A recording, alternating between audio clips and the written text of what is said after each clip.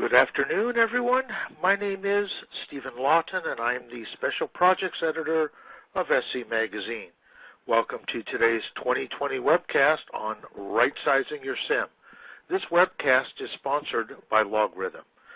2020 webcasts are a production of the SE Magazine editorial department. You can think of these as a fireside chat with a subject matter expert on the topic of interest to security professionals. This is not a product pitch. With that said, let's move on. Please join me in welcoming Chris Peterson, co-founder, Chief Technology Officer, and Senior Vice President for Customer Care at LogRhythm. Chris also is a faculty member at INS Research. Prior to joining LogRhythm, Chris served in marketing and engineering positions at Entresys Networks and Counterpane Internet Security. He also was a consultant with Ernst & Young, and prior to that, Price Waterhouse. There will be a Q&A following the presentation, so we encourage you to type your questions for Chris into the interface. Welcome, Chris, and let's get started. With all the talk recently about network analytics and other new technologies that are designed to manage big data, we hear the old saw that SIEM is dead. Of course, when you walk around the RSA conference, that suggests otherwise. There were lots of SIEM products on display. Can you tell us a little bit about the current state of SIEM and what new capabilities users can look for in the product over the next couple of years? Yeah, that's a great question. Certainly, come across some pithy marketing slogans around SIEM being dead, where I'd say some of those are fairly self-serving from the vendor who's putting that out there. But rest assured, I would say SIEM isn't dead, but SIEM has been and is evolving, or at least it needs to be. The SIEM of a decade ago is no longer what the SIEM of today is or should be. Organizations should have higher expectations of what a SIEM platform should deliver to them, the feature set that is delivered. And what that was when we started LogRhythm 13 years ago has evolved significantly since then. And I'd say there's probably two key areas that I would highlight in terms of where that evolution has been and should be felt most. The first is that really a modern SIEM should be built on a modern big data analytics platform, taking advantage of all the innovation that's happened over the past 5 years when it comes to the storage of structured and unstructured data at ever-increasing volumes. And so, for instance, LogRhythm, we're built on top of Elasticsearch, which is very enabling in terms of what we can do architecturally in terms of unlocking the value in the data.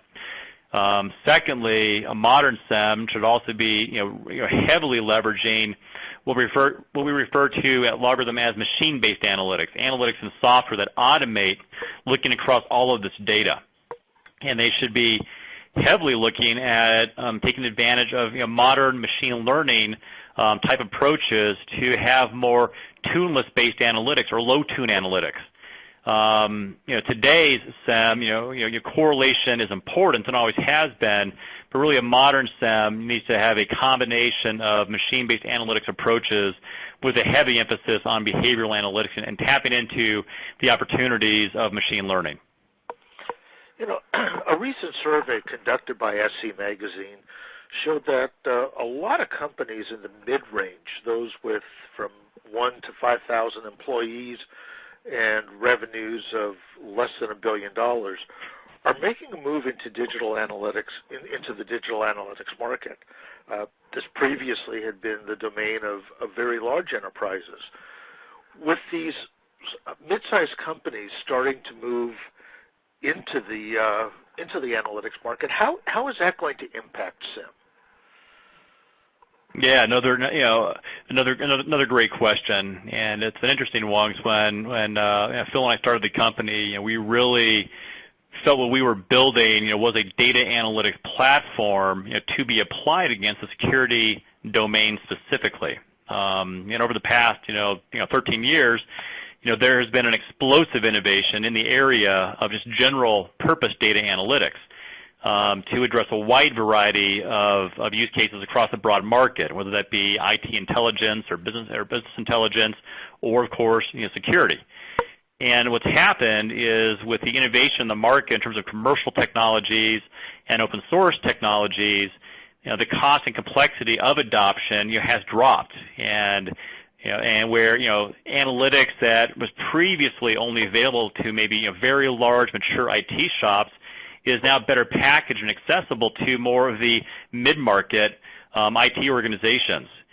And at the same time, I think IT and security shops are increasingly recognizing that security is becoming more of a big data problem in terms of being able to use the data that's already within the organization to understand where real threats exist. Most organizations recognize there's a lot happening every single day, and a lot of it presents some level of risk, but where do we focus first?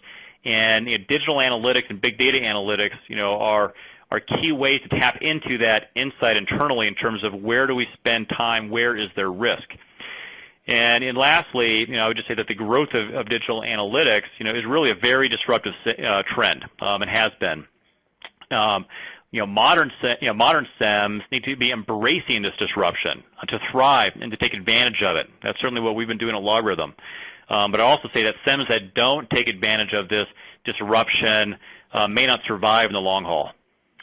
In that same research, we noticed that small companies, 1,000 employees and fewer, with $1 million or less in revenue, they look at SIEM the same way, at the same percentage of need as the very large corporations, both the companies over $1 billion and the ones under $1 million. 19% of the respondents in that survey, and we had close to 1,000 respondents total, were saying that SIEM is an important component of their network. Does it surprise you that we're seeing small companies turn to SIEM now? It doesn't, and I would say it's encouraging. I guess it aligns with what we've been saying. So I guess to say it doesn't surprise me because we've seen this trend emerging just because of we're in the middle of the market. But it is a shift for sure in terms of where SIEM was a decade ago, and I guess what I would say is what this indicates is that kind of the cybersecurity reality has set into the broad market. Where previously, large enterprises have for a long time really understood that they had to have an effective monitoring program in place. That prevention alone wouldn't prevent a motivated attacker or malicious insider. So, large enterprise, FinServ, defense, they've invested here, and they've known they've had to. Prevention wasn't enough by itself. And I would say, what we see now is that, the SMBs have also recognized that they recognize that, antivirus isn't foolproof, firewalls aren't foolproof, that threats will get through, threats will emerge from within, and they recognize that SIEM is really the foundation of being able to, automate and enable an effective and efficient monitoring and response program internally. And so, as a result, they're making the appropriate investment in SIEM, so they can see what gets past those walls and have a chance to quickly respond. Last year when we discussed SIEM on one of these 2020 broadcasts, we addressed the fact that SIEM is really not the silver bullet for security, and that it can be costly when it's not done well. If a company plans to engage a SIEM approach, what should they have in place before they even start this? You don't just drop SIEM in without having some other components in place. So, how do you start all of this? Yeah, I love this question because I think it's an important one. The reality is, SIEM is not a silver bullet type technology. It's not plug and play. It's not deployed and forget about it. SIEM is designed to give you visibility, to allow you to see things in the environment and to be able to respond then much more effectively and to automate as much of that as possibly can be automated. And so if an organization is looking to buy SIEM, in doing so from a posture of we want to really improve our ability to manage threats, there are two key organizational investments that they really need to make and be willing to invest in to some capacity. The first is there needs to be an investment to put in place a security monitoring program. That you're going to have at least a person or half an FTE or people, depending upon the size of your enterprise, who are going to monitor the output of the SIEM, look at those alarms, and be able to investigate them, because that's why you have it. And you have it to tell you what are the things happening today that we should look at. And you need the program there to make sure that you can look at those things that the SIEM is serving up. And then secondly is that incident response program, so that once the SIEM is giving you visibility into your actionable threats, when a threat becomes qualified, do you have the capability to do a deeper investigation, whether that be through an internal team or through an MSSP or a partner who can deliver that for you? But I think those are really the two key processes and programs that need to be built. The monitoring side to monitor the alarms, and then the IR side to investigate and respond to confirmed incidents. SIEM will enable these functions and programs, but you do need to apply the right people in the process around the SIEM to get your value out. At RSA, Anton Chuvakin, one of the Gartner analysts, was addressing the fact that SIEM users don't really, first-time SIEM users, really can't compare products very well because vendors don't really include a use case listing for what their products do. And so it becomes confusing trying to, select the right SIEM product for the job.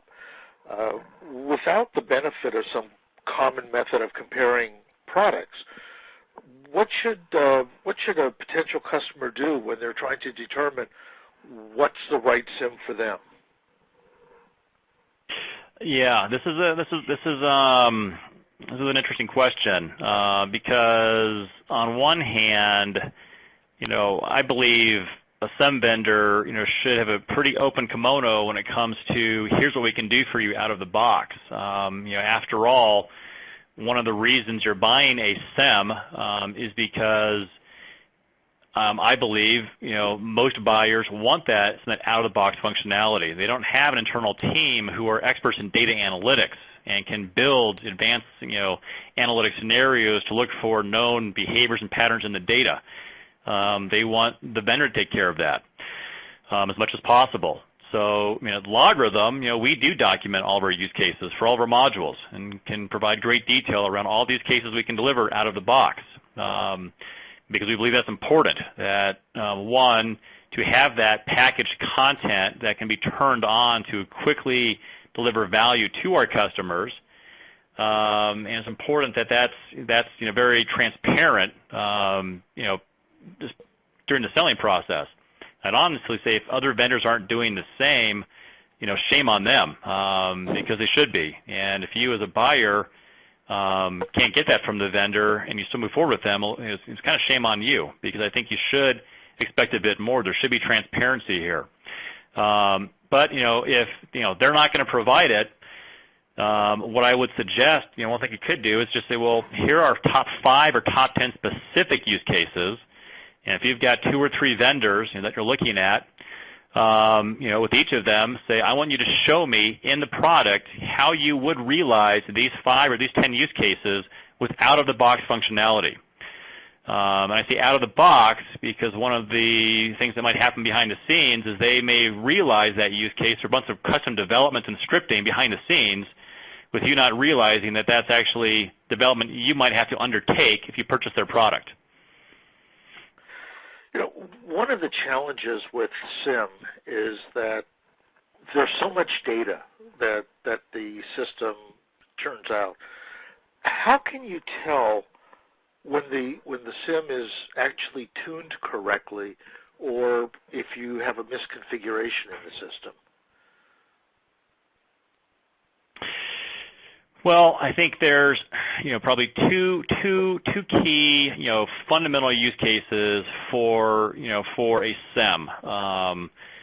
That where the use, these two use cases, if they're not working well, would indicate that there is potentially a configuration problem or an architecture problem, or possibly you're undersized. One thing that does happen within SIEM platforms is you deploy, you bring the onboard data, then you begin to onboard more and more and more data until eventually the product's being run in the red. You're 7,000 RPMs all the time, and the product as a result is sluggish. And so there's one key indicator of maybe being in the red would be slow search performance.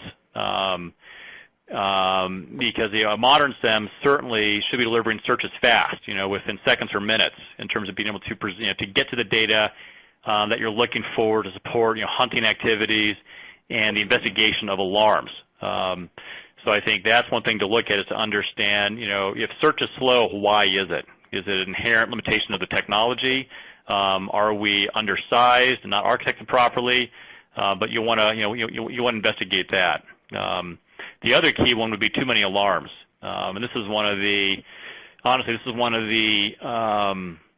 I would say criticisms of SIEMs from the past is delivering higher quality intelligence versus just a lot of alarms coming out that result in alarm fatigue. If you're in that situation of alarm fatigue and there's too many alarms, that's where more work needs to be done, narrowing down, determining, well, what are the the key use cases and things that we want to detect, and can the capabilities of our SIEM actually allow us to get to higher quality alarms for those use cases, and to get those alarms dialed in so that they're at a manageable level, aligned towards the highest risk areas first. Well, following up on that, what are the biggest barriers to a successful deployment? Is it not allocating enough money for training and configuration? Is it not including maintenance in your initial budget? What should the new buyer do to make sure that they have the right mix of money for the system, but also the follow-on to make sure they have a successful deployment?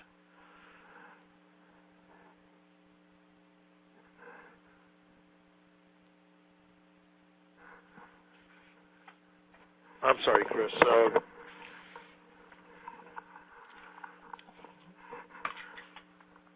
Chris? Okay. Let's try this again.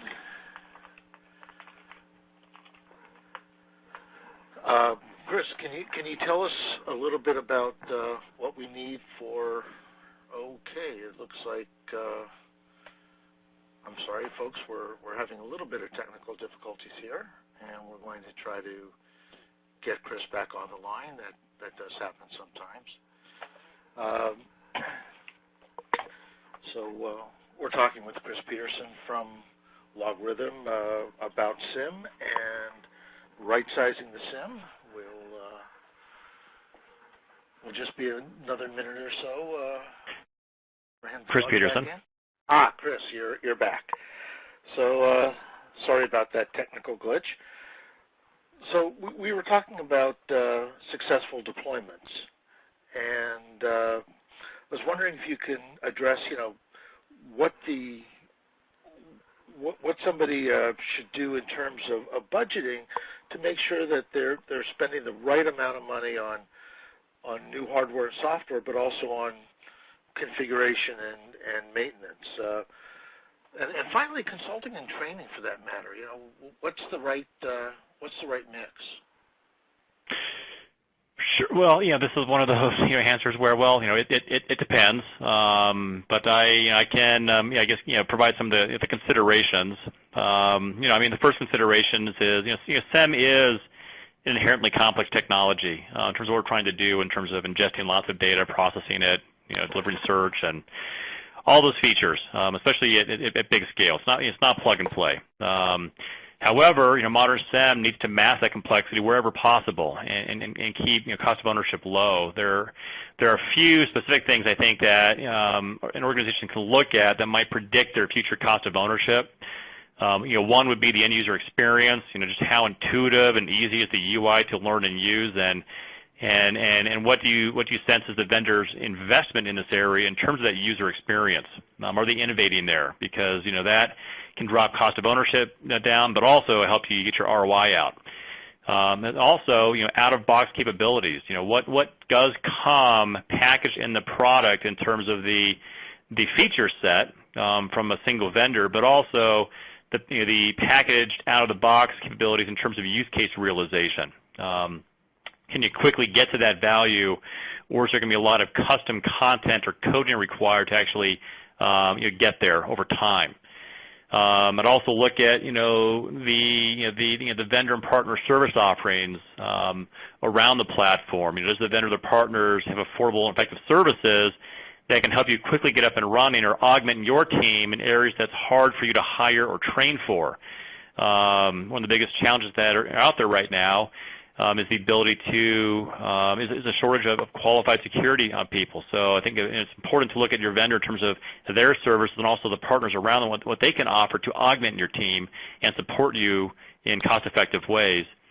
And then, fourth, I talk probably about the support experience. In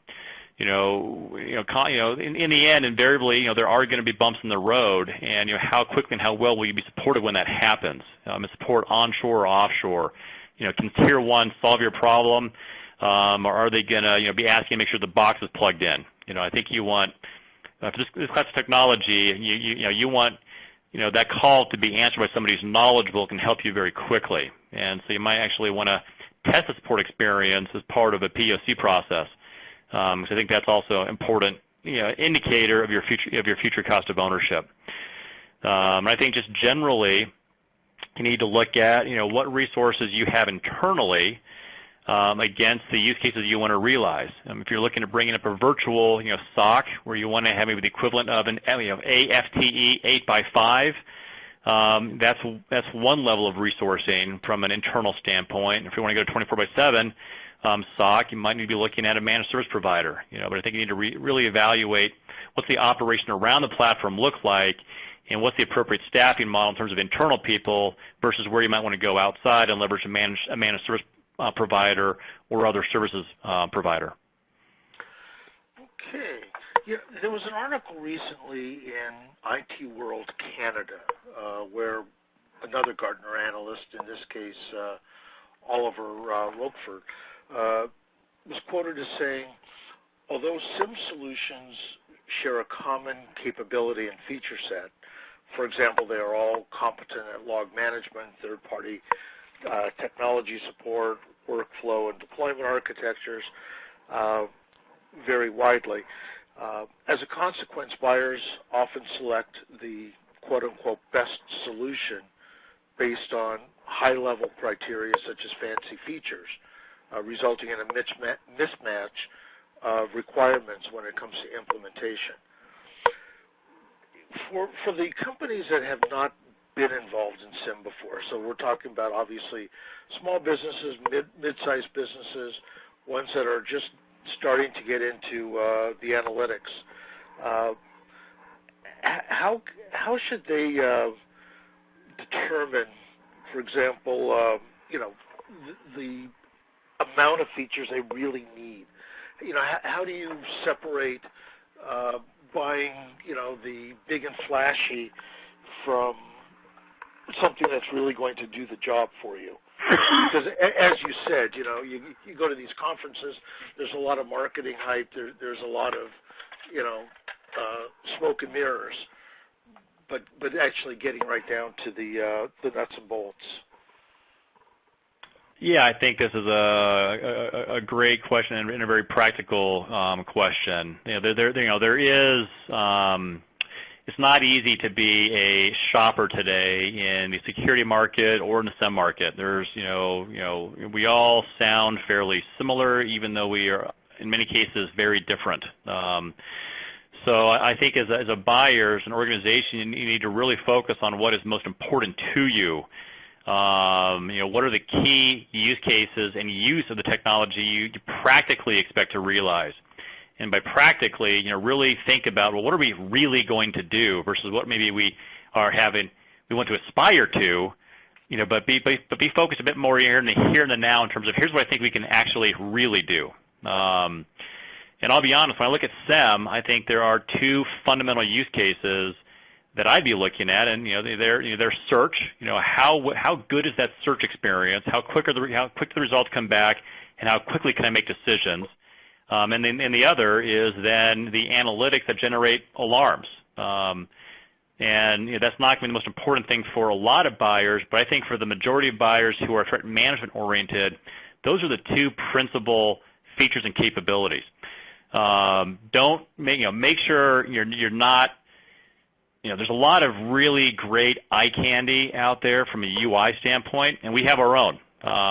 We've got a beautiful interface, but remember, that fancy dashboards and fancy visualizations and charts, that might look great in a SOC are great if you actually have a SOC. But practically speaking, what you're probably going to be doing is searching every day and also monitoring for alarms every day. And so, make sure you really feel good about, those two, capabilities in the platform because, for example, those are probably the practical use cases you're most likely to realize. Outside of that, really focused on where do you really want to be best in breed. What's important to you to have a solution that has the best in breed capabilities where maybe good enough will do in some areas. And then focus your evaluation over time where you get your best in breed needs met today and going forward, but also find maybe a platform partner that can deliver a broader set of capabilities that are good enough so you can get more use cases realized in a good enough manner where that is sufficient for your business. So you should look for something that can grow with you, obviously, something that will scale. Is it difficult to determine, what you need today versus what you're going to need once you, figure out what kind of data is being delivered back to you from the SIEM? Obviously, if you haven't had one before, you don't necessarily know what to expect. So.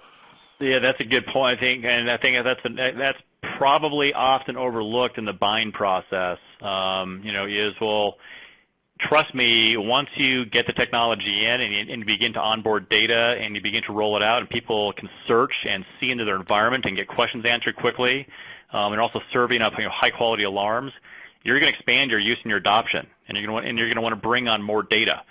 So what's it look like to do that? How easy is it? Is that a forklift upgrade, or is it simply adding another appliance that seamlessly is integrated into your existing deployment?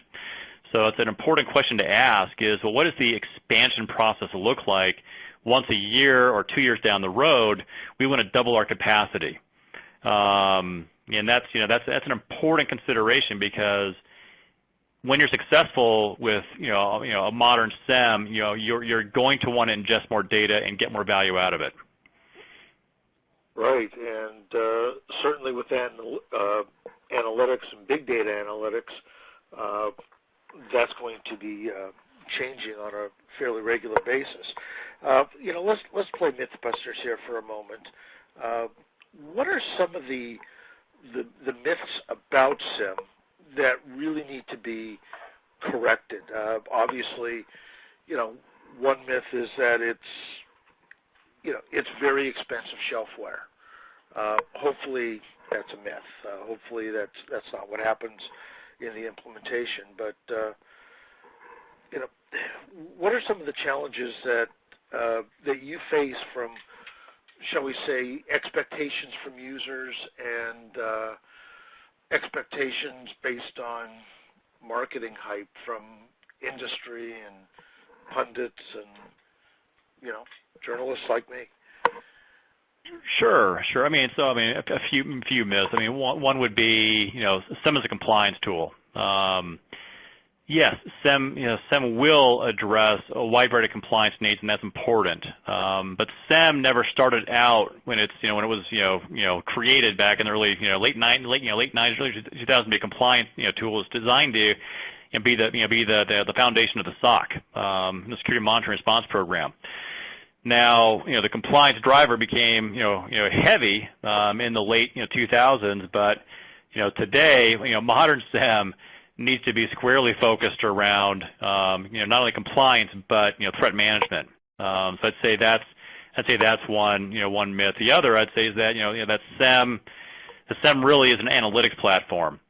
Now, while I would say that's true for some SIEMs, maybe some legacy SIEMs that haven't evolved much, for modern SIEM that absolutely cannot be true. Today's SIEM needs to be an analytics platform that can deliver flexible search across all this data, but also take advantage of modern machine analytics approaches to better alarm identification. So I think that's another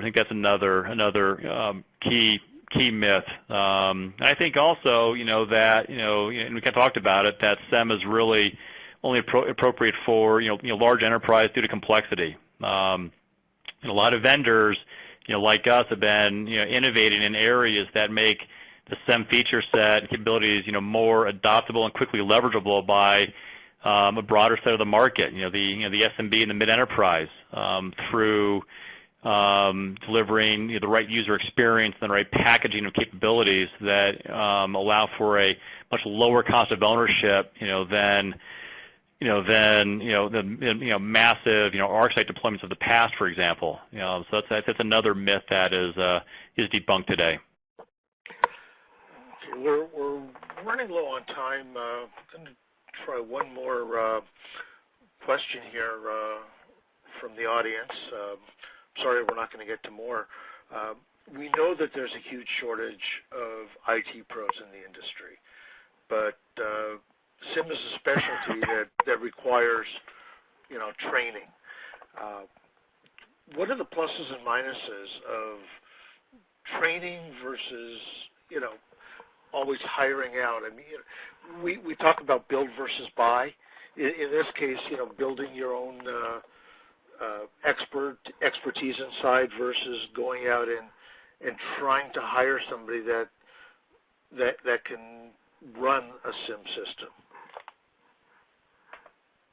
Sure. So I think I guess one of the considerations in this area would be do you bring the SIEM in house and go on prem and manage it yourself, or do you go to a managed security service provider and allow them to do this for you?